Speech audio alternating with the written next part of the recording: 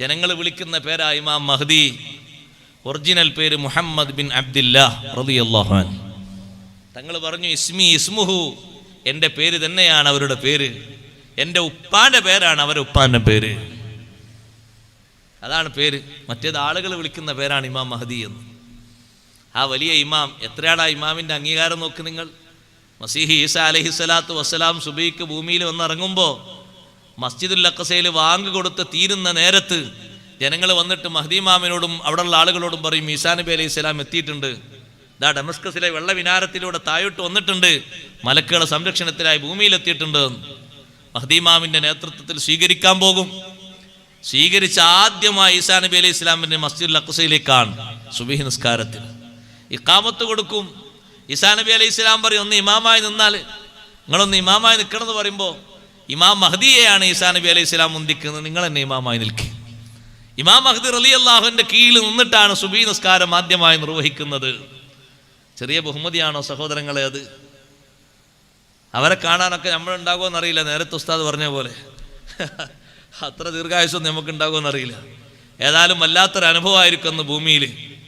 ഏറ്റവും നല്ല ഖൈറുള്ള കാലമെന്ന് സയ്യിദുനാ റസൂലുള്ളാഹി സ്വല്ലല്ലാഹു അലൈഹി വസല്ലം തങ്ങൾ വിശേഷിപ്പിച്ചിട്ടുണ്ട്.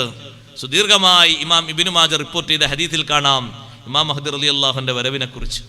നല്ല സന്തോഷമുള്ള കാലാണ്. ഇരിക്കട്ടെ, അത്രയും മക്കൾ നീണ്ടു നിൽക്കുന്ന സന്താന പരമ്പര ലോകത്തുണ്ട്. സെയ്തന്മാരൊക്കെ മുറിഞ്ഞുപോയി, അവരൊന്നും ഇനി ഇല്ല എന്നൊക്കെ വാദിക്കുന്ന ആൾക്കാരുണ്ട്. നന്നായി പഠിച്ചാൽ മതി, അള്ളാഹു ഇൽമ ഏറ്റി കൊടുക്കട്ടെ. നമുക്കത്രയും അതിൽ പറയാനുള്ളൂ, വേറൊന്നും പറയാനൊന്നുമില്ല. അള്ളാഹു അവർക്ക് ഹിദായത്ത് ഏറ്റി കൊടുക്കട്ടെ. പഠിക്കാത്തതിൻ്റെ കുറവായിരിക്കും, അല്ല എന്ത് പറയാനാ. നേർക്കേറെ പഠിച്ചാൽ അങ്ങനെ പറയില്ലല്ലോ. ഹുസൈൻ റളിയല്ലാഹു അൻഹു ഷഹീദായതോടുകൂടി ആ പരമ്പര മുറിഞ്ഞു? ഇല്ല, മുറിഞ്ഞിട്ടില്ല. ഹുസൈൻ റളിയല്ലാഹു അൻഹു കർബലയിൽ ഷഹീദാകുമ്പോൾ അവിടുത്തെ മക്കളിൽ ടെന്റിൽ വിശ്രമിക്കുന്ന ഒരു കുട്ടിയുണ്ട്, അലി ഇബ്നുൽ ഹുസൈൻ റളിയല്ലാഹു അൻഹു. ബാപ്പാന്റെ പേരെന്നെ മോനിട്ടതാണ്, ഉപ്പാനൊന്ന് അനുസ്മരിക്കാൻ വേണ്ടി ഹുസൈൻ റളിയല്ലാഹു അൻഹു. അലി ഇബ്നുൽ ഹുസൈൻ റളിയല്ലാഹു അൻഹു പിൽക്കാലത്ത് അലി സൈനുൽ ആബിദീൻ റളിയല്ലാഹു അൻഹു എന്ന പേരിൽ വിശുദ്ധനായ മഹാൻ. സന്താന പരമ്പരകളിലൂടെ വന്നിട്ടുണ്ട്, അത് നിലച്ചിട്ടില്ല. ശരിയായ നിലക്ക് ചരിത്രം പഠിച്ചാൽ മനസ്സിലാകും. മുത്തുനബി സല്ലല്ലാഹു അലൈഹി വസല്ലം ഞങ്ങളെ കാതോരം വിമർശിച്ചിട്ട് പോലും അള്ളാഹു വിട്ടിട്ടില്ല, വിടുകയില്ല. അള്ളാഹുവിൻ്റെ മഹബത്ത് അങ്ങനെയാണ്. അതുകൊണ്ട് ആ സഹോദരങ്ങളെ, ഇങ്ങനെ ഒരു ചോദ്യം, സ്വന്തക്കാര് കുടുംബക്കാര് കല്ലെടുത്തെറിഞ്ഞിട്ടും കുടുംബക്കാരാണെങ്കിലും ശരി എൻ്റെ ഹബീബിനെ വിഷമിപ്പിച്ചോ, അവരെന്നേക്കുമായി അവസാനിപ്പിക്കാൻ അവിടുത്തെ സമ്മതമുണ്ടെങ്കിൽ അല്ലാഹു തആല അതിന് സമ്മതം തന്നിട്ടുണ്ട്. നബി സല്ലല്ലാഹു അലൈഹി വസല്ലം വേണ്ടാന്നല്ലേ പറഞ്ഞത്? വിട്ടുവീഴ്ചയാണ് തങ്ങൾ ചെയ്തത്. കുടുംബത്തിൽ നിന്ന് വരുന്ന കാര്യങ്ങൾ തങ്ങൾ അവധാനതയോടെ സഹനത്തോടെ തങ്ങൾ നേരിട്ടു, ക്ഷമാപൂർവം നേരിട്ടു. വിട്ടുവീഴ്ചയാണ് തങ്ങൾ അവർക്ക് നൽകിയത്. ലോകം എന്നും പഠിക്കുന്ന ചരിത്രത്തിൽ ഇപ്പോഴും അത് വലിയ മാതൃകയാണ്. കുടുംബക്കാരെ ഭാഗത്തു നിന്നുണ്ടാകുന്ന അക്രമം ചെറിയ അക്രമമല്ലല്ലോ, സഹിക്കാവുന്നതിലും അപ്പുറമാണ്. പക്ഷേ തങ്ങൾ അവിടെ വിട്ടുവീഴ്ചയുടെ മനോഭാവമാണ് സ്വീകരിച്ചത്. നമുക്കും ലോകത്ത് പഠിക്കാനുള്ളതും ചെയ്യാനുള്ളതും അതാണ്. കുടുംബക്കാരിൽ നിന്ന് എപ്പോഴെങ്കിലും ഏതെങ്കിലും രൂപത്തിൽ എതിർപ്പ് വരുമ്പോ അത് ആളിക്കത്തിച്ച് മുന്നോട്ട് കൊണ്ടുപോകരുത്. വിട്ടുവീഴ്ച ചെയ്തിട്ട് മാപ്പ് കൊടുത്തിട്ട് മസ്ലഹത്തിന് വേണ്ടി നന്നാകാനുള്ള ശ്രമം വേണം. അതിനത്രയും കട്ടിയാർന്ന ഈമാന് വേണം. കണ്ടില്ലേ നിങ്ങൾ ബഹുമാനപ്പെട്ട സയ്യിദുനാ അബൂബക്കർ സിദ്ദീഖ് റളിയല്ലാഹു അൻഹു. ഞാനിത് പറയുമ്പോൾ നമ്മൾ മനസ്സിലാക്കണം, അവർക്കൊക്കെ അനുഭവിച്ച വിഷമങ്ങൾ അത്രയും വലുതായിട്ടും മാപ്പ് കൊടുത്തെങ്കിൽ നമുക്കുള്ളത് എത്രയോ ചെറുതാണ്, നിസ്സാരമാണ്. പക്ഷേ നമ്മളത് പർവ്വതീകരിക്കുകയാണ്.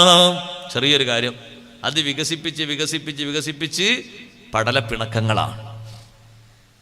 പിന്നെ അന്യോന്യം സഹകരണമല്ല, ഒന്നുമില്ല, ബന്ധമില്ല. മരിച്ചാൽ പോലും ചില ആളുകൾ വരൂല. അള്ളാഹു കാത്തു രക്ഷിക്കട്ടെ. അത്രയും കടികട്ടിയുള്ള കുടില മനസ്സ്, വല്ലാത്ത മനസ്സാണത്. കുടുംബബന്ധം ശരിയായ നിലക്ക് കാത്തു സൂക്ഷിച്ചാലേ വല്ലാത്ത സുഖം അതുകൊണ്ട് കിട്ടും. നബി സല്ലല്ലാഹു അലൈഹി വസല്ലം നിങ്ങൾ പറഞ്ഞില്ലേ, ദീർഘായുസ് വേണ്ട ആൾക്കാർ ചെയ്യേണ്ട ഒരു കാര്യമാണ്. ആർക്കാ ദീർഘായുസ് ആഗ്രഹമില്ലാത്തത്? കുറെ കാലം ഖൈറാത്ത് ചെയ്ത് ജീവിക്കണം എന്ന് ആഗ്രഹമില്ലാത്ത ആളാരാ? ആരുണ്ടാവൂല. എല്ലാവരും അതിനെ എസ്സേ മൂളുള്ളൂ. സാമ്പത്തികമായി നല്ല ഭദ്രത വേണമെന്ന് ആഗ്രഹിക്കാത്ത ലോകത്താരാ? എല്ലാവർക്കും വേണത്. ബറക്കത്ത് വേണം.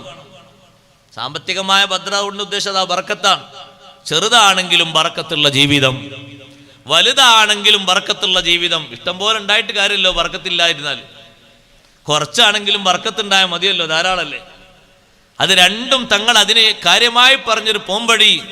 ഫല്യസിൽ റഹിമ, കുടുംബബന്ധം പുലർത്തണം. മൻ അഹബ്ബ അൻ യുബ്സത ലഹു ഫീ റിസ്ഖിഹി വയുൻസ ലഹു ഫീ അസരിഹി ഫല്യസിൽ റഹിമ. കുടുംബ വിശാലത, സാമ്പത്തിക പുരോഗതി ഉദ്ദേശിക്കുന്ന ആളുകൾ അവർ കുടുംബബന്ധം പുലർത്തണം. അതുപോലെ തന്നെ അവർ ദീർഘായുസ് ഉദ്ദേശിക്കുന്നുണ്ടോ, കുടുംബബന്ധം പുലർത്തണം.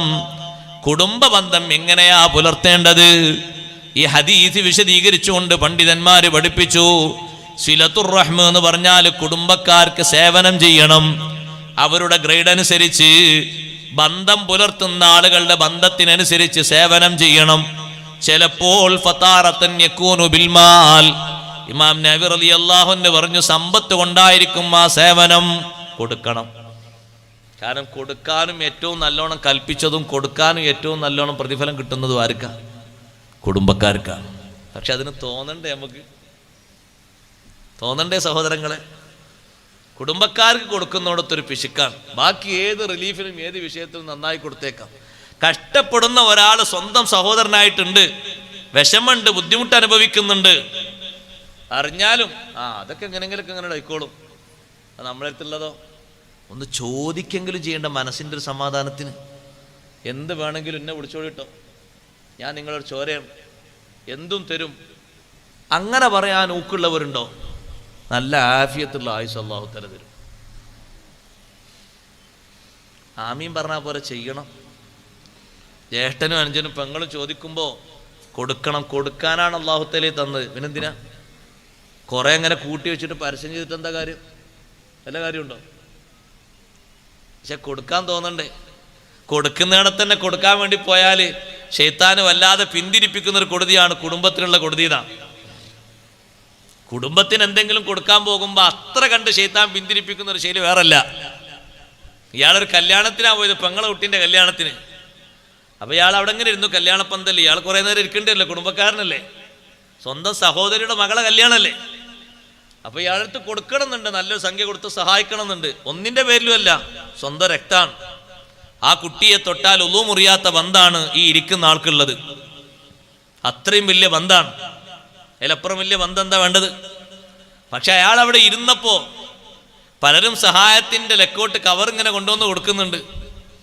അപ്പൊ കവറിന്റെ എണ്ണം കൂടി കണ്ടപ്പോൾ ഇയാളെ മനസ്സിൽ ശൈത്താൻ ഒരു മന്ത്രം, കൊണ്ടുവന്നത് അത്ര കൊടുക്കണ്ട കേട്ടോ, കുറെ കിട്ടിയിട്ടുണ്ട്, തോനെ കൊടുത്താൽ ഓവറായാലോ.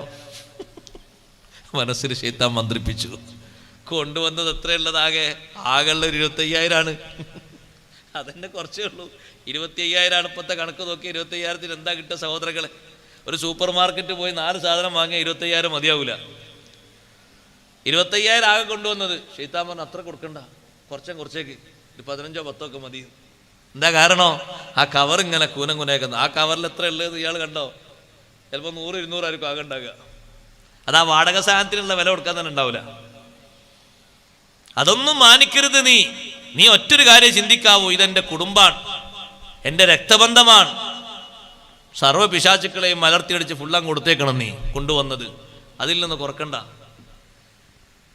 കൊടുക്കാനുള്ളൊരു മനസ്സവിടെ വേണ്ടേ? നബി സല്ലല്ലാഹു അലൈഹി വസല്ലം തങ്ങൾ കൊടുക്കാൻ ഏറ്റവും കൂടുതൽ കൊടുത്തത് ആർക്കാ? കുടുംബത്തിനാണ്. ഏറ്റവും അധികം തങ്ങൾ കൊടുത്ത കുടുംബത്തിനാണ്.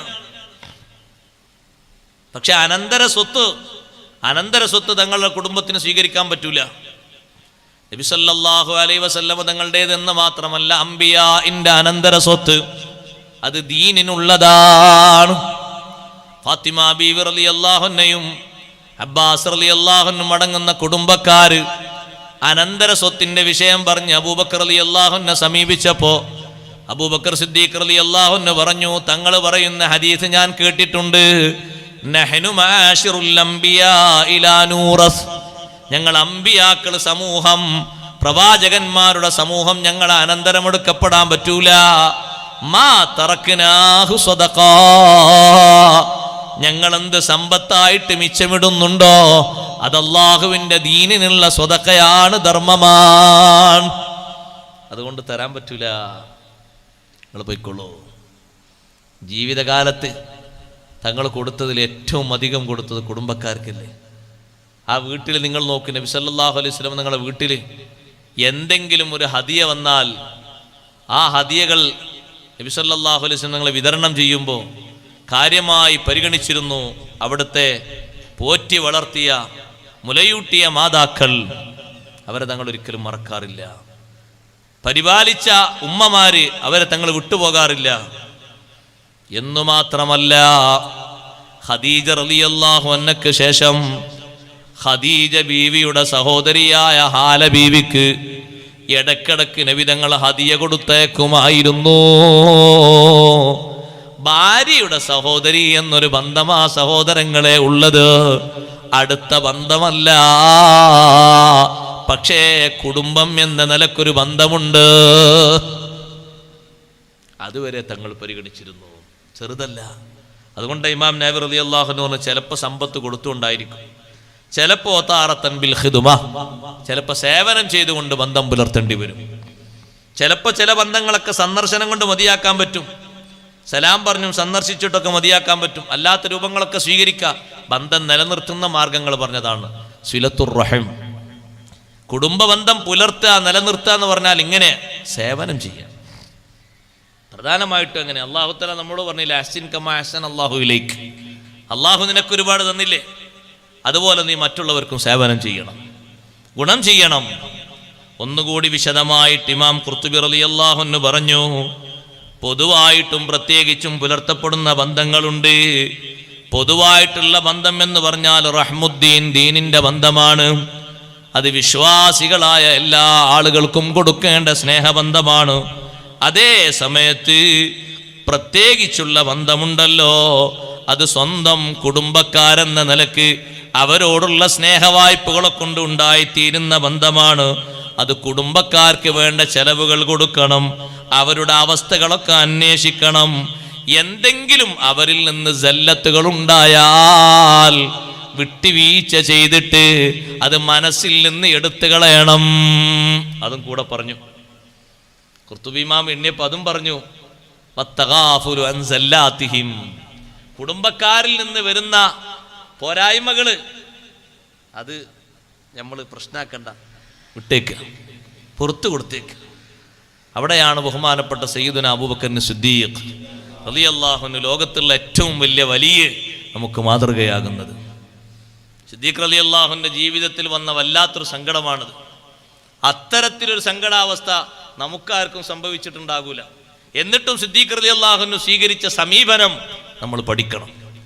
സിദ്ദീഖ് റളിയല്ലാഹുവിന്റെ വീട്ടിൽ സ്വന്തം ചെലവിൽ കഴിയുന്ന സ്വന്തം ഉമ്മയുടെ സഹോദരിയുടെ പുത്രനാണ് മിസ്തഹ് ഇബ്നു ഉസാസ റളിയല്ലാഹു അൻഹു. ബദരീങ്ങളിൽപ്പെട്ട മഹാനാണ്. ബദരീങ്ങളെ പേരെണ്ണുമ്പോൾ നമ്മൾ എണ്ണാറുണ്ടല്ലോ മിസ്തഹ് ഇബ്നു ഉസാസ റളിയല്ലാഹു അൻഹുവിനെ. ആയിഷ റളിയല്ലാഹു അൻഹയുമായി ബന്ധപ്പെട്ട് മുനാഫിക്കുകൾ ഉണ്ടാക്കിയ ആ അപവാദ പ്രചരണത്തിൽ കുടുങ്ങി ഈ സ്വഹാബി വരെയാണ്. സിദ്ദീഖ് റളിയല്ലാഹുവിന്റെ കുടുംബക്കാരൻ, സ്വന്തം ഉമ്മാന്റെ സഹോദരിയുടെ പുത്രൻ. എങ്ങനെ കുടുങ്ങി? മുനാഫിക്കുകൾ ഈ വിഷയം പറയുമ്പോൾ അത് കേട്ട് ചിരിച്ചുപോയി. ചിരിച്ചാ മതി, അത് ശരി. നിങ്ങൾ വിചാരിക്കണം പറയണ്ട, എഴുതൊന്നും വേണ്ട, മെസ്സേജായി വിടൊന്നും വേണ്ട, അതൊക്കെ കുറച്ചുകൂടി അപ്പുറാണ്. ഒരാൾ പറയുന്ന വിഷയം കേട്ട് ചിരിച്ചു കൊടുത്താൽ മതി, എന്നാ പറഞ്ഞ ആൾ അതേ ലെവലിൽ ഇപ്പുറത്തുണ്ടാവും.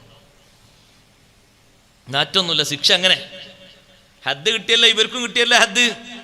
ചിരിച്ച മഹാനായ മിസ്തഹ് റളിയല്ലാഹു അൻഹുവിനും ഹദ്ദടിച്ചു.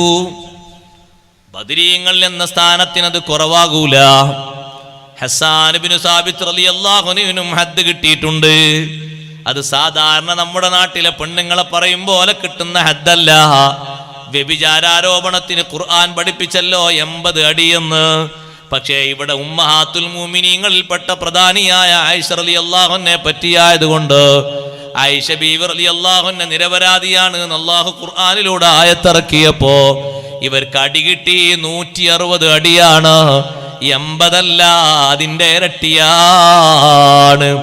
ആ മിസ്തഹ് റളിയല്ലാഹു അൻഹു ഇതിൽ കുടുങ്ങിയിട്ടുണ്ട് എന്ന് ആയിഷ ബീവി റളിയല്ലാഹു അൻഹ നിരപരാധിത്വം അല്ലാഹു തആല ബോധ്യപ്പെടുത്തിയതിനു ശേഷം സിദ്ദീഖ് തങ്ങൾക്ക് വിവരം കിട്ടുമ്പോ മനസ്സിലെ സങ്കടം എത്രയാണ്. സിദ്ദീഖ് റളിയല്ലാഹു അൻഹു ആണ് മിസ്തഹ് റളിയല്ലാഹു അൻഹു ചെലവ് കൊടുക്കുന്നത്. സ്വന്തം വീടില്ല, സിദ്ദീഖ് തങ്ങളെ വീട്ടിലാണ് അവരും ഉമ്മയും കഴിഞ്ഞുകൂടുന്നത്. മനസ്സിലെ വിഷമത്തിന് കണക്കുണ്ടോ? ബീവി ആയിഷ റളിയല്ലാഹു അൻഹയുടെ വിഷയത്തിൽ 40 ദിവസം കഴിഞ്ഞിട്ടല്ലേ വഹി ഇറങ്ങിയത്. എത്ര വലിയ സങ്കടമാണ് സ്വഹാബത്തിന്റെ ഇടയിൽ നിലനിന്നത്. മുനാഫിഖുകളെ കൊണ്ടുണ്ടായ ഒരു ഇടങ്ങേറ്, ആ ഇടങ്ങേറിൽ സിദ്ദീഖ് റളിയല്ലാഹു അൻഹും കുടുംബവും റാഹത്തോടെ അള്ളാഹുവിന്റെ ഭാഗത്തു നിന്നുള്ള നിർദ്ദേശം കിട്ടി മുന്നേറുമ്പോ സ്വന്തം ഉമ്മാന്റെ സഹോദരൻ ഉമ്മായുടെ സഹോദരിയുടെ മകൻ ഈ വിഷയത്തിൽ കുടുങ്ങി എന്നുള്ള വർത്തമാനം സിദ്ദീഖ് തങ്ങൾക്ക് വല്ലാത്ത വിഷമമായി. സിദ്ദീഖ് റളിയല്ലാഹു അൻഹു പറഞ്ഞു, നിങ്ങളും ഉമ്മയും വീട്ടിൽ നിന്ന് പോകണം, ഇവിടെ ഇനി നിങ്ങൾ താമസിക്കണ്ട. സൗജന്യ താമസവും ഭക്ഷണവും ചെലവൊക്കെ തന്നിട്ട് സ്വന്തക്കാരായി നിന്നിട്ട് നിങ്ങൾ നമുക്ക് പണി തന്നല്ലോ, നിങ്ങൾ വീട്ടിൽ നിന്ന് പോയിക്കോളൂ എന്ന് പറഞ്ഞു. രണ്ടുപേരും വീട്ടിൽ നിന്ന് ഇറങ്ങിപ്പോയി. അവരങ്ങനെ പോകുന്ന സമയത്താണ് അള്ളാഹുവിന്റെ ചോദ്യം വന്നത്. ആ ചോദ്യം സിദ്ദീഖ് റളിയല്ലാഹു അൻഹു വിളിച്ചിട്ട് മുത്ത് നബി സല്ലല്ലാഹു അലൈഹി വസല്ലം ചോദിക്കുകയാണ്. അല്ലാഹു തആല പറയുന്നുണ്ട്, സിദ്ദീഖേ അലാ തുഹിബ്ബൂന അൻ യഗ്ഫിറല്ലാഹു ലക്കും, അല്ലാഹു നിങ്ങൾക്ക് മാപ്പ് തരുന്നത് ഇഷ്ടമല്ലയോ? അതേ നബിയെ, ഇഷ്ടമാണ്. എന്നാ കുടുംബക്കാരന് മാപ്പ് കൊടുക്കൂ. മിസ്തഹ് റളിയല്ലാഹു അൻഹുവിനും മാതാവിനും മാപ്പ് കൊടുക്കൂ. സിദ്ദീഖ് റളിയല്ലാഹു അൻഹു ആയത്ത് കേട്ടു. സൂറത്തുൻ നൂറിലെ ആയത്ത് കേട്ടപ്പോൾ ശങ്കിച്ച് നിൽക്കാതെ ഉടനെ പറഞ്ഞു, ബലാ ഉഹിബ്ബു അൻ യഗ്ഫിറല്ലാഹു ലീ, അല്ലാഹു എനിക്ക് മാപ്പ് തരുന്നത് ഞാൻ ഇഷ്ടപ്പെടുന്നു.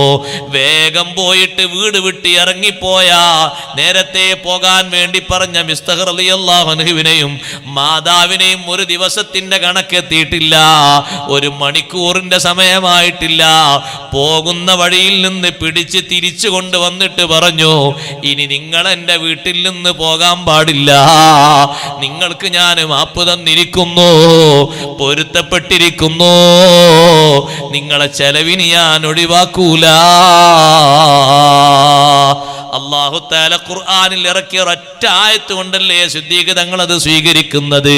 വലാ യഅ്തലി ഉലുൽ ഫളി മിൻകും വസ്സഅ അയ്യുതു ഉലിൽ ഖുർബാ വൽ മസാകീന വൽ മുഹാജിരീന ഫീ സബീലില്ലാഹി വൽഅഫു വൽഅസ്ഫഹു അലാ തുഹിബ്ബൂന അൻ യഗ്ഫിറല്ലാഹു ലക്കും.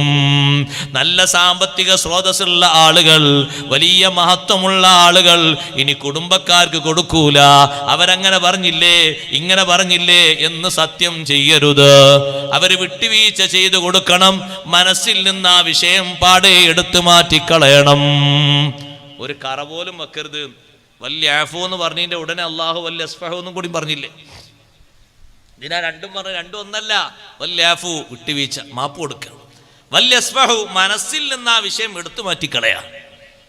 പിന്നെ മനസ്സിൽ അതിങ്ങനെ തികട്ടി വരുമ്പോൾ വീണ്ടും വീണ്ടും ആലോചന വരൂലേ? മനസ്സിൽ നിന്ന് മാറ്റിക്കളയാ. സിദ്ദീഖ് റളിയല്ലാഹു അൻഹു മാപ്പ് കൊടുത്ത് തിരിച്ചു കൊണ്ടുവന്നു. അവരെ വീട്ടിൽ കൊണ്ടുവന്നു. ഇനി നിങ്ങൾ പോകാൻ പാടില്ല എന്ന് പറഞ്ഞു. പൊരുത്തപ്പെട്ടു കൊടുത്തു. ആ വീട്ടിൽ തന്നെ താമസിക്കുന്ന ആളുകൾ നിങ്ങൾ ആലോചിച്ച് നോക്കൂ. നിങ്ങളൊരു സഹോദരൻ നിങ്ങളെ വീട്ടിൽ തന്നെ താമസിക്കുമ്പോൾ നിങ്ങൾക്കെതിരെ വല്ല ശബ്ദവും ഉയർത്തിയാൽ, ആരെങ്കിലും എന്തെങ്കിലും വിഷയത്തിന് സഹായിച്ചാൽ, നിങ്ങൾക്കെതിരായിട്ട് ആരോടെങ്കിലും എന്തെങ്കിലും പറഞ്ഞാൽ സഹിക്കണേന് എത്ര വലിയ വിഷമമുള്ളൊരു കാര്യമാണത്. ഇതും ചെറിയൊരു കാര്യമല്ല. സയ്യിദത്തുനാ ബീവി ആയിഷ റളിയല്ലാഹു അൻഹയെ പറ്റി, ഉമ്മഹാത്തുൽ മുഅ്മിനീങ്ങൾ പെട്ടൊരു മഹദിയെ പറ്റി പറഞ്ഞു നടന്നിട്ടൊന്നുമില്ല. മുനാഫിക്കുകൾ പറയുമ്പോൾ ചിരിച്ചിട്ടേ ഉള്ളൂ. ചിരിക്കാനും പാടില്ല. അങ്ങനെയാണ്. ഒരാൾ ഗീബത്ത് പറയുമ്പോൾ മറ്റാളത് കേട്ട് ചിരിച്ചാളും പറഞ്ഞാളെ പോലെ തന്നെയാണ്. മാറ്റൊന്നുമില്ല അതിൽ. ശരി, പറഞ്ഞോളന്നില്ല, ചിരിച്ചാ മതി. ഇയാൾക്ക് സമ്മതം ഉണ്ടായിട്ടില്ല അയാൾ ചിരിച്ച്, അല്ലെ ഇയാൾക്ക് എതിർത്താ പോരെന്നില്ലേ? എന്റെ എതിർക്കാതിരുന്നത് നിങ്ങളാ പറഞ്ഞ് ശരിയല്ല എന്ന് പറഞ്ഞാൽ പോരെന്നില്ലേ? ചിരിച്ചാ അതിന്റെ അംഗീകാരം എന്നല്ലേ ഇതിന്റെ അർത്ഥം? കേട്ടിരുന്നാലും അങ്ങനെ തന്നെയല്ലേ? ഒരാളിങ്ങനെ പറയുന്നുണ്ട്, നോമ്പൊക്കെ അല്ലേ, ടൈമൊക്കെ പോകണ്ടേന്നത്, മറ്റാളെങ്ങനെ കേട്ടിരുന്നു. കേട്ടിരുന്നാലും അങ്ങനെ തന്നെ. അൽ മുഖ്താബു അൽ മുസ്തമിയു ശരീക്കാനി ഫിൽ ഇസ്ം. പറയുന്നവനും കേൾക്കുന്നവനും കുറ്റത്തിൽ ഒരുപോലെയാണ്, മാറ്റല്ല. രണ്ടുപേർക്കും ഒരേ കുറ്റമാണ്, ഒരേ ശിക്ഷയാണ്. ഞാൻ പറഞ്ഞിട്ടില്ലല്ലോ എന്ന് പറയുമ്പോൾ അല്ലാഹു തആല പറയും, നീ കേട്ടില്ല, എന്തിനാ കേട്ടത്? എനിക്കാണ് പോയിക്കൂടായിരുന്നില്ലേ? ഞാൻ ചിരിച്ചിട്ടേ ഉള്ളൂ, എന്തിനാ ചിരിച്ച? ആ ചിരിയുടെ അംഗീകാരമല്ലേ, സമ്മതല്ലേ? ഇരിക്കാൻ പാടില്ലല്ലോ, ആവശ്യമുള്ളതിനല്ലേ ചിരിക്കല്. ഗീബത്തിനും ഇത്യാദി വിഷയങ്ങൾക്കൊക്കെ ചിരിച്ചു കൊടുക്കല. സഹോദരങ്ങളെ, അത്തരത്തിൽ കറയേൽക്കുന്ന വിഷമേൽക്കുന്നൊരു വിഷയം വന്നിട്ടും മാപ്പ് കൊടുത്തൂടെ എന്ന് അല്ലാഹു തആല ചോദിക്കുമ്പോഴേക്ക് മാപ്പ് കൊടുത്തു. ഒരു ദിവസം പോലും മാറ്റി താമസിച്ചിട്ടില്ല. നമ്മൾ പഠിക്കേണ്ട പാഠമാണ്. ഇമാം നബി റളിയല്ലാഹു അൻഹു പറഞ്ഞു, ബന്ധം പുലർത്തുക എന്ന് പറഞ്ഞാൽ പ്രധാനമായിട്ടും അതാ. അവരിൽ നിന്നുണ്ടാകുന്ന ജല്ലത്തുകളൊക്കെ മാപ്പ് കൊടുത്തിട്ട്, പുറത്തു കൊടുത്തിട്ട്, വിട്ടുവീഴ്ച ചെയ്തു കൊടുത്തിട്ട് നന്നാക്കാനുള്ള കഴിവ്. ദീർഘായുസ് ലഭിക്കും. ദീർഘായുസ് ലഭിക്കുന്നു വെറുതെ പറഞ്ഞതല്ല. അല്ലാഹു തആല കണക്കാക്കുന്ന ആയുസ്സിലെ വലിയൊരു കണക്കെങ്ങനെയാണ്? ആയുസിന്റെ വലുപ്പം കൂടുന്നത് കുടുംബത്തിനുള്ള ബന്ധങ്ങളും സഹായങ്ങളും കൂടുമ്പോഴാണ്. യഥാർത്ഥത്തിൽ അറ്റുപോയ ബന്ധങ്ങളെ ചേർക്കാനാണ് കഴിവ് വേണ്ടത്. അതാണ് യഥാർത്ഥത്തിലുള്ള ബന്ധം.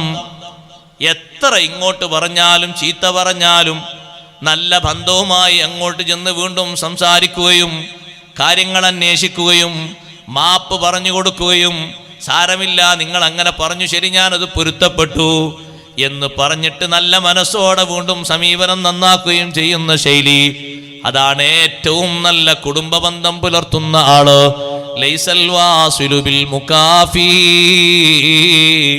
തന്നതിന് പകരം കൊടുക്കുന്ന ആളല്ല യഥാർത്ഥ ബന്ധു. ഇങ്ങോട്ട് വീട് കൂടലിനെ ആള് കൊണ്ടുവന്നിട്ടുണ്ട്, ഒരു ചെയറും 4 കസേരയും കൊണ്ടുവന്നിട്ടുണ്ട്. അങ്ങോട്ടും കൊണ്ടുപോയി കൊടുക്കണം ഒരു ചെയറും 4 കസേരയും. ഒരു കട്ടിലിവിടെ കൊണ്ടുവന്നിട്ടിട്ടുണ്ട്, അങ്ങോട്ടും ഒരു കട്ടിൽ കൊണ്ടുപോയി കൊടുക്കണം. ഒരു ഫ്രിഡ്ജ് കൊണ്ടുവന്നിട്ടുണ്ട്, അങ്ങോട്ടും ഒരു ഫ്രിഡ്ജ് കൊണ്ടുപോയി കൊടുക്കണം.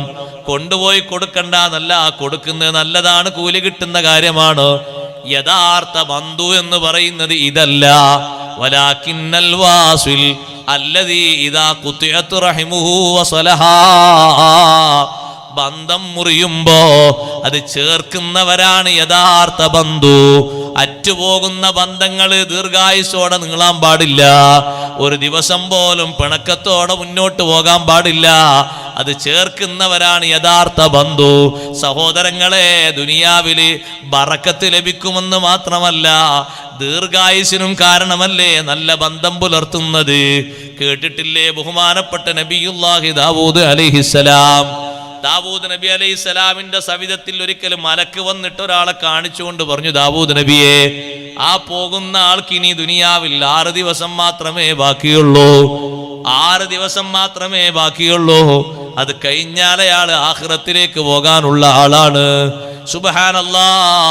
അത് കഴിഞ്ഞിട്ട് പിന്നീട് വർഷങ്ങൾക്ക് ശേഷവും ആ മനുഷ്യനെ കണ്ടപ്പോ ദാവൂദ് നബി അലൈഹിസ്സലാമിനോട് ഇത് പറഞ്ഞ മലക്ക് പിന്നെ വന്നപ്പോ ചോദിച്ചു, മലക്കിനോട് ദാവൂദ് നബി ചോദിച്ചു, അല്ല, 6 ദിവസം എന്ന് നിങ്ങൾ ആയുസ് പറഞ്ഞ ഒരാളെ ഇന്നലെയും ഞാൻ കണ്ടല്ലോ, വർഷങ്ങളെത്ര കഴിഞ്ഞു?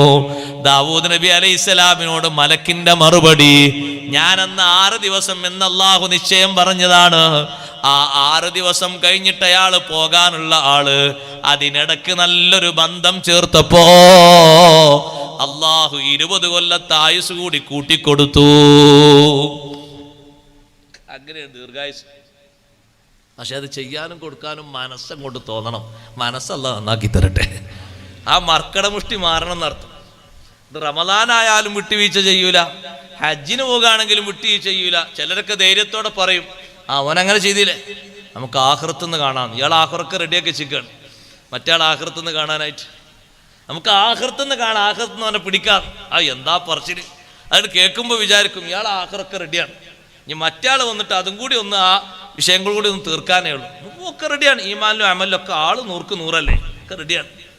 അവനാൻ്റെ ആഖിറൊന്ന് റെഡിയാക്കണ്ടേ? ആരാൻ്റെ ആഖിറത്തിന് കാത്തിക്കണമെങ്കിൽ അതങ്ങാ വിട്ടുവീഴ്ച ചെയ്ത് മാപ്പ് ചെയ്ത് കൊടുത്തു നോക്കി അല്ലാഹു തആല തരുന്നത് എത്രയാണ്.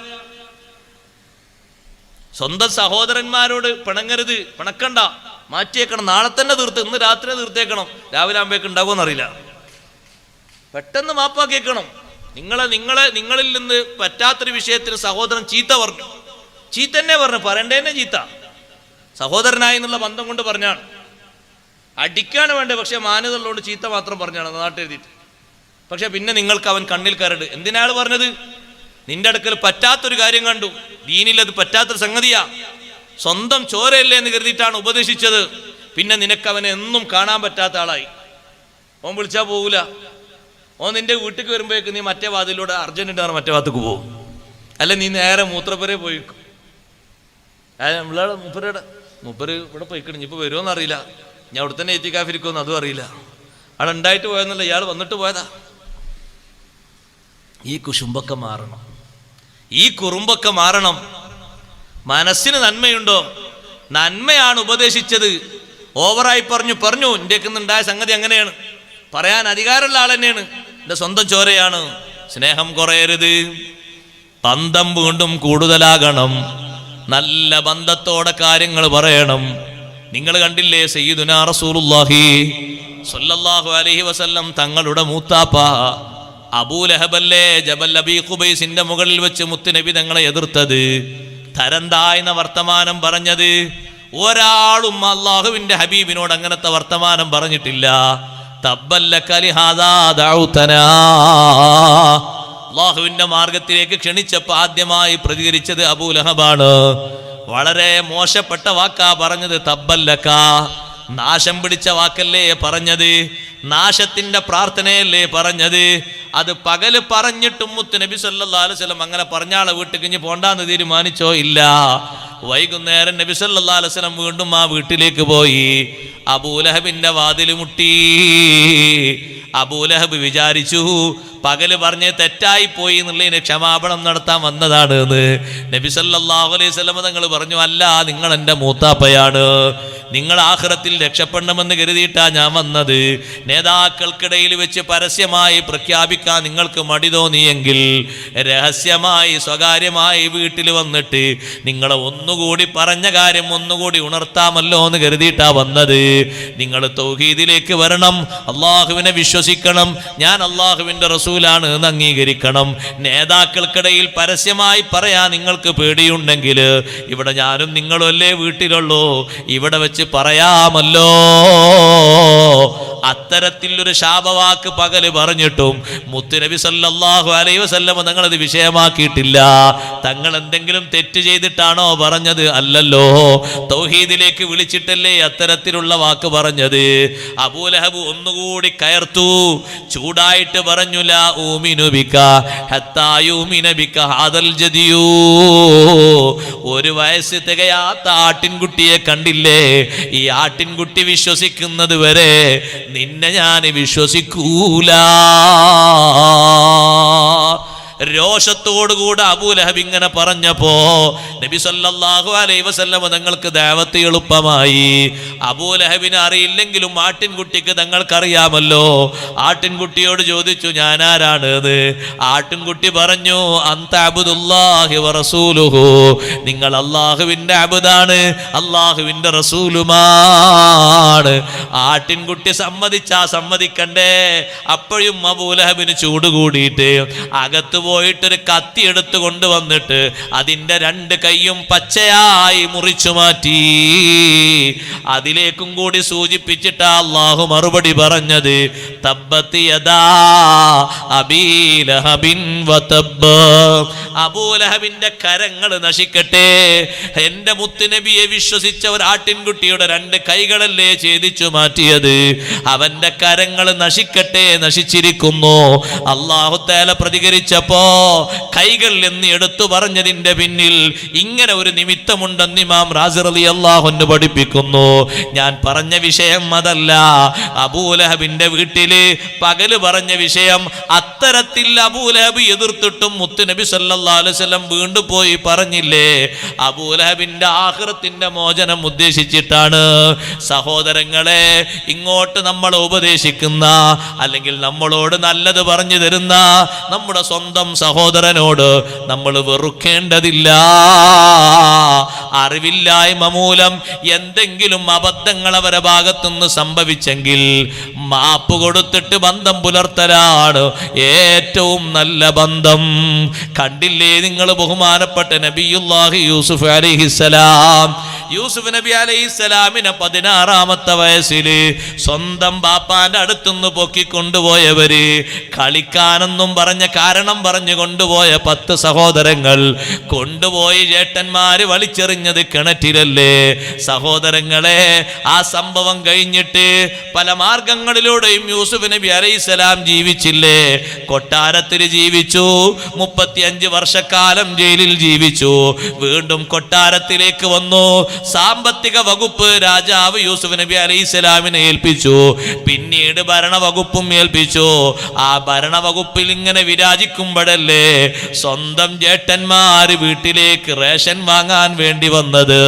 പരിസര പ്രദേശങ്ങളിൽ വരൾച്ച ബാധിച്ചപ്പോ 10 സഹോദരങ്ങൾ ചാക്കുമായി സഞ്ചിയുമായി വന്നു നിൽക്കുന്നത് കണ്ടപ്പോ യൂസുഫ് നബി അലൈഹിസ്സലാമിന്റെ മനസ്സിൽ വന്നൊരു സ്നേഹം, സുബ്ഹാനല്ലാഹ്, വല്ലാത്ത സ്നേഹം തന്നെ. വജാഅ ഇഖ്വതു യൂസുഫ ഫദഖലൂ അലൈഹി വഹും ലഹു മുൻകിറൂൻ. അവർക്ക് യൂസുഫ് നബിയെ പരിചയമില്ല. യൂസുഫ് നബി അലൈഹിസ്സലാമിന് അവരെ മനസ്സിലായി. വലമ്മാ ജഹസഹും, അതേ അവര് വീട്ടിലേക്ക് പോകാൻ ഒരുക്ക് സാധനങ്ങളൊക്കെ റെഡിയാക്കി ചാക്ക് കെട്ടിയപ്പോൾ അവിടെയുള്ള ചെറുപ്പക്കാരോട് യൂസുഫ് നബി അലൈഹിസ്സലാം പറഞ്ഞു, ഇജഅലൂ ബിളാഅതഹും ഫീ റിഹാലിഹിം ലഅല്ലഹും യഅരിഫൂനഹാ ഇദൻ ഖലബൂ ഇലാ അഹ്ലിഹിം ലഅല്ലഹും യർജിഊൻ. അവർ കൊണ്ടുവന്ന കാശില്ലേ അതവരെ സഞ്ചിയിൽ തന്നെ ഇട്ടേക്കൂ. രാജാവിന്റെ ചെലവിലായി അവർക്ക് കൊടുത്ത റേഷൻ. നല്ല വൈരാഗ്യം തോന്നിയോ? ജയിലൊക്കെ അപ്പുറത്തുണ്ട്. ആ 10 പേരെയും ഒരുമിച്ച് കിട്ടിയ നേരമാണ്, ഒന്ന് പിടിച്ചിട്ടാലോ എന്ന് കരുതിയോ? പ്രതികരണം നോക്ക് നിങ്ങൾ. ഇത് പറയുമ്പോൾ ചിലപ്പം പലരുടെയും മനസ്സ് വായിക്കണോ, അത് നബി ആയതുകൊണ്ടല്ലേ അങ്ങനെ ചെയ്തത്. പിന്നെ ആരെ മാതൃക വേണ്ടത്? ശൈത്താന്റെ മാതൃക. നബിമാരി ഔലിയാക്കളി മാതൃക അല്ലാതെ പിന്നെ ആരെ മാതൃക മുഅ്മിനീങ്ങൾക്ക് വേണ്ടത്? അവരെ മാതൃകയാക്കാനല്ലേ ഖുർആൻ അത് പഠിപ്പിച്ചത്. സൗജന്യ റേഷൻ കൊടുത്തു സഹോദരങ്ങളെ. രക്തബന്ധത്തിന്റെ വിലയാണ് യൂസുഫ് നബി അലൈഹിസ്സലാം കാണിച്ചത്.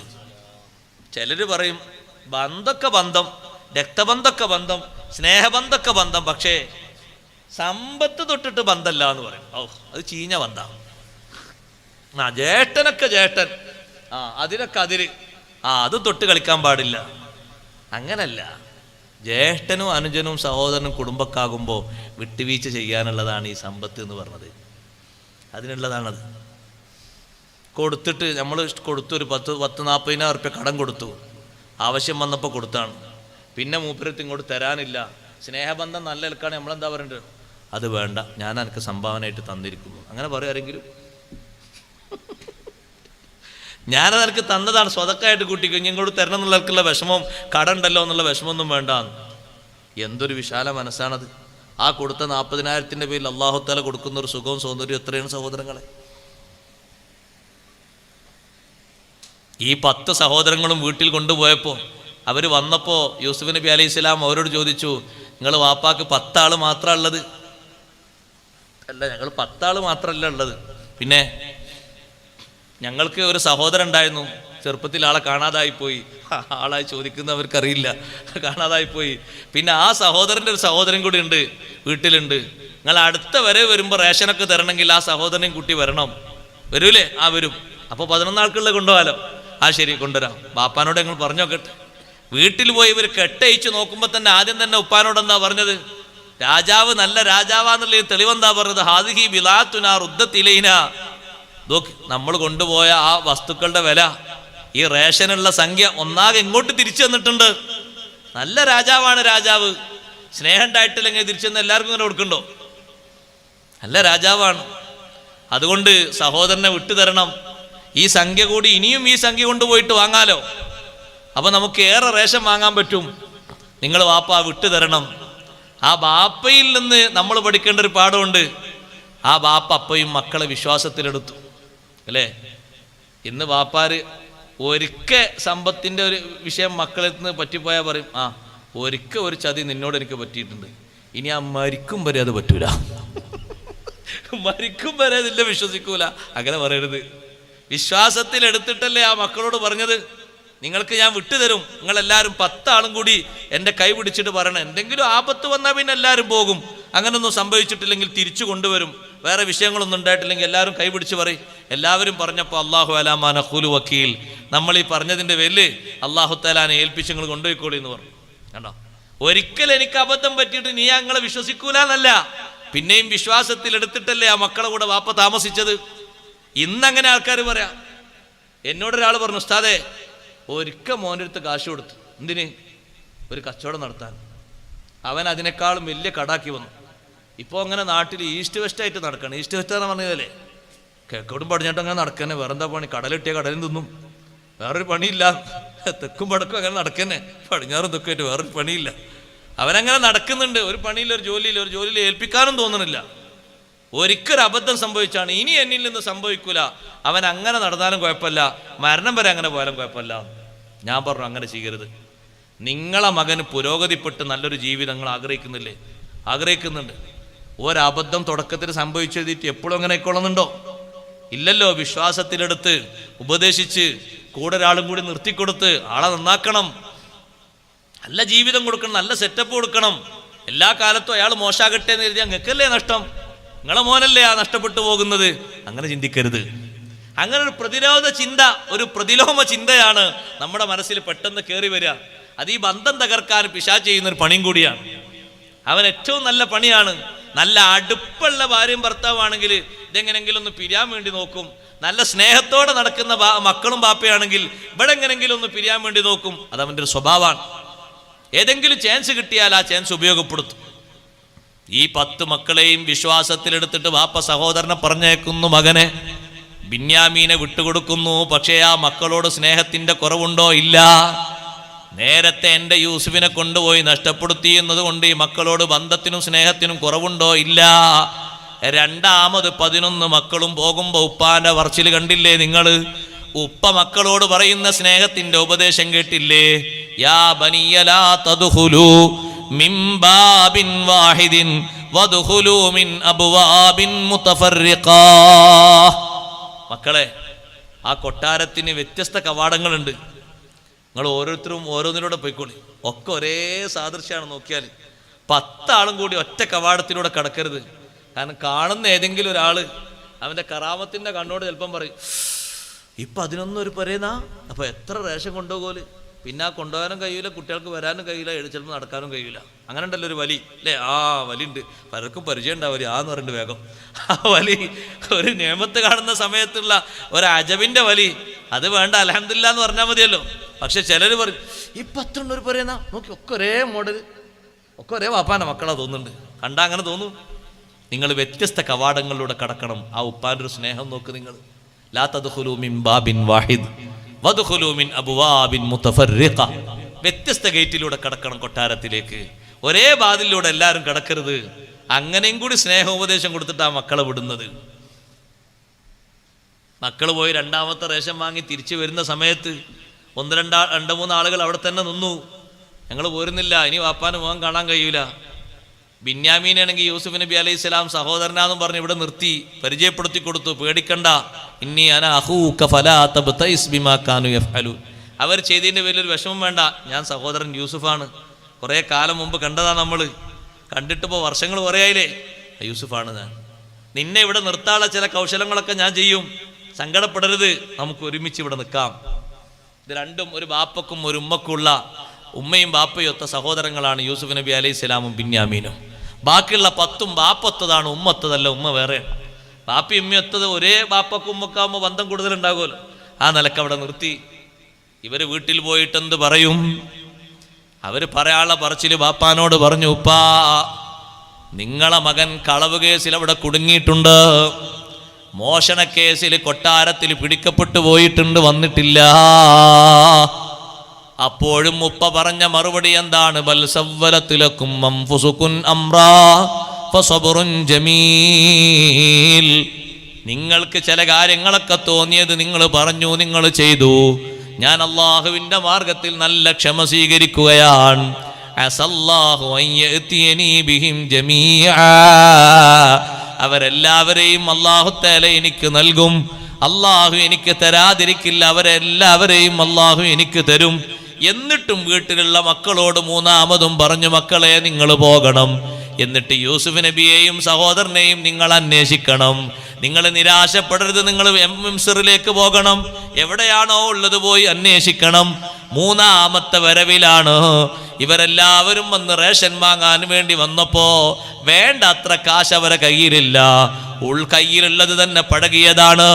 പലരും പറഞ്ഞു അസീസ് രാജാവിനോട്, ഞങ്ങൾ വല്ലാത്ത വിഷമത്തിലാണ്, വരൾച്ചയിലാണ്, ഞങ്ങളിതാ ആരും പെട്ടെന്ന് എടുക്കാത്ത നാണയങ്ങളുമായിട്ടാ വന്നിരിക്കുന്നത്, ഞങ്ങൾക്ക് ഇവിടുന്ന് ഭക്ഷണം വേണം, ഭക്ഷ്യധാന്യങ്ങൾ കൊണ്ടുപോകണം, നിങ്ങൾ ഞങ്ങൾക്ക് ധർമ്മം തരണം എന്ന രീതിയിൽ അവർ ഉപദേശിച്ചപ്പോ, അവർ പറഞ്ഞപ്പോ 10 ആളെയും ഒരുമിച്ച് കൂട്ടിയിട്ട് യൂസുഫ് നബി അലൈഹിസ്സലാം ചോദിച്ചു, ഹൽ അലിംതും മാ ഫഅൽതും ബി യൂസുഫ വ അഖീഹി ഇദ് അൻതും ജാഹിലൂൻ.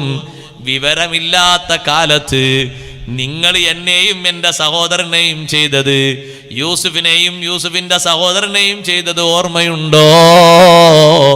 അവർ ചോദിച്ചു, ഇന്നക ലഅൻത യൂസുഫ്, നിങ്ങളാണോ ആ യൂസുഫ്? ഞങ്ങളന്ന് കൊട്ടാരത്തിൽ ബാപ്പയുടെ സവിധത്തിൽ നിന്ന് അടർത്തിയെടുത്തിട്ട് കൊല്ലണമോ വേണ്ടേ എന്നുള്ള തീരുമാനം 2 പക്ഷമായി നിന്നപ്പോ അതേ സഹോദരൻ മൂത്ത ആള് പറഞ്ഞു, കൊല്ലണ്ട, കിണറ്റിലേക്ക് വലിച്ചെറിയാമെന്ന്. ആ തീരുമാനപ്രകാരം കിണറ്റിൽ കൊണ്ടുപോയിട്ട് യൂസുഫ് നിങ്ങളാണോ? അന യൂസുഫ് വഹാദാ അഖീ, ഞാനാണ് യൂസുഫ്, ഇതെന്റെ സഹോദരൻ ബിന്യാമീനാണ്. അവര് പറഞ്ഞു, ഞങ്ങൾ ഒരുപാട് തെറ്റുകുറ്റങ്ങൾ ചെയ്തു പോയി, ബാപ്പയോട് ഞങ്ങൾ എത്രയോ കള്ളം പറഞ്ഞു പോയി, നിങ്ങളെ വിഷയത്തിൽ എന്തൊക്കെയോ ഞങ്ങൾ തീരുമാനിച്ചു പോയി, അതുകൊണ്ട് ലാ തസ്രീബ അലൈക്കുമുൽ ലൗം, തെറ്റുകുറ്റങ്ങൾ ഏറ്റു പറഞ്ഞ സമയത്ത് നിങ്ങൾ പേടിക്കണ്ട, ഞാനിവിടെ ജയിലിലിട്ട് നിങ്ങളെ ശിക്ഷിക്കാനൊന്നും പോകുന്നില്ല, നിങ്ങളോടൊരു പ്രതികാരവും എനിക്ക് തീർക്കാനില്ല. യഗ്ഫിറുല്ലാഹു ലക്കും വഹുവ അർഹമുർ റാഹിമീൻ, അല്ലാഹു നിങ്ങൾക്ക് മാപ്പ് തരും, അല്ലാഹ് നിങ്ങൾക്ക് പുറത്തു തരട്ടെ. അല്ലാഹു അർഹമുർ റാഹിമീനാണല്ലോ, എല്ലാവർക്കും കാരുണ്യം വിശാലമായ അർത്ഥത്തിൽ ചെയ്യുന്നവനല്ലേ. 10 സഹോദരങ്ങൾക്കും മാപ്പ് ചെയ്തു കൊടുത്തുകയാണ്. സ്വന്തം ബാപ്പയെ ഉമ്മയെ കാണാൻ കഴിയാതെ പലപ്പോഴും സഹോദരങ്ങളെ പൊട്ടക്കിണറ്റിന്റെ ഉള്ളിൽ കഴിഞ്ഞിട്ട്, പിന്നെ അടിമച്ചന്തയിൽ താമസിച്ചിട്ട്, കൊട്ടാരത്തിൽ വന്നു കഴിഞ്ഞിട്ട്, ജയിലിലും താമസിച്ചിട്ട് വർഷങ്ങൾ എണ്ണി നീങ്ങിയില്ലേ. അവരോട് ചോദിച്ചു, ഉപ്പാന്റെ ഹാലെന്താണ്? ഉപ്പാക്ക് വല്ലാത്ത ക്ഷീണമാണ്, കാഴ്ചക്ക് സാരമായ പരിക്ക് പറ്റിയിട്ടുണ്ട്. കുപ്പായം മൂരിക്കൊടുത്തുകൊണ്ട് ഉപ്പാന്റെ മുഖത്ത് കൊണ്ടുപോയിട്ടിട്ട് കുടുംബങ്ങൾ മൊത്തം ഇങ്ങോട്ട് കൊണ്ടുവരണം, ഇവിടെ താമസിക്കാം. യൂസുഫ് നബി അലൈഹിസ്സലാം ആ സഹോദരങ്ങൾക്ക് മാപ്പ് നൽകി. അവരതാ വീട്ടിൽ പോയിട്ട് ബാപ്പാനോട് പറഞ്ഞു, ഉപ്പാ, യൂസുഫ് നബിയെയും സഹോദരനെയും ഞങ്ങൾ കണ്ടെത്തിയിട്ടുണ്ട്, ഞങ്ങൾ നിങ്ങളോട് ഒരുപാട് അബദ്ധങ്ങൾ ചെയ്തു പോയിട്ടുണ്ട്, ഇസ്തഗ്ഫിർ ലനാ ദുനൂബനാ ഇന്നാ കുന്നാ ഖാതീൻ. അബദ്ധം ചെയ്തിട്ട് തിരുത്താൻ വരുന്ന മക്കളെ ബാപ്പമാരെ ആട്ടിയോടിക്കരുത്, ഉമ്മമാരെ ആട്ടിയോടിക്കരുത്. പൊരുത്തം ചോദിച്ച് വരുമ്പോ പഴയകാലത്തെ നഷ്ടം ആലോചിച്ചിട്ട് പഴയകാലത്തെ കഥ പറഞ്ഞിട്ട് പിന്നെയും അവരെ വിഷമത്തിലാക്കരുത്. മാപ്പ് തരണം ബാപ്പാ, അബദ്ധങ്ങൾ ഒരുപാട് ചെയ്തു പോയി.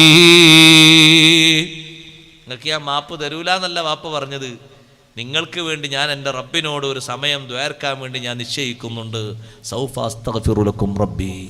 ഇതുപോലത്തൊരു വെള്ളിയാഴ്ച രാവ്, ഇതുപോലത്തൊരു വെള്ളിയാഴ്ച രാവ് അത്തായത്തിന്റെ നേരത്ത് എഴുന്നേറ്റ് ആ ഉപ്പ ദുആ ചെയ്തു, അള്ളാഹുവിനോട് കെഞ്ചി ചോദിച്ചു, എൻ്റെ മക്കൾക്ക് നീ മാപ്പ് കൊടുക്കണേ അല്ലാ, അബദ്ധങ്ങളാണ് അവരിൽ നിന്ന് സംഭവിച്ചത്, മാപ്പ് കൊടുക്കണം, അവരെ നന്നാക്കണം. ബാപ്പ ദ്വാരക്കുമ്പോൾ പിന്നിൽ നിന്ന് മക്കളൊക്കെ ആമീൻ ആമീൻ ആമീൻ എന്ന് പറയുന്നുണ്ടായിരുന്നു.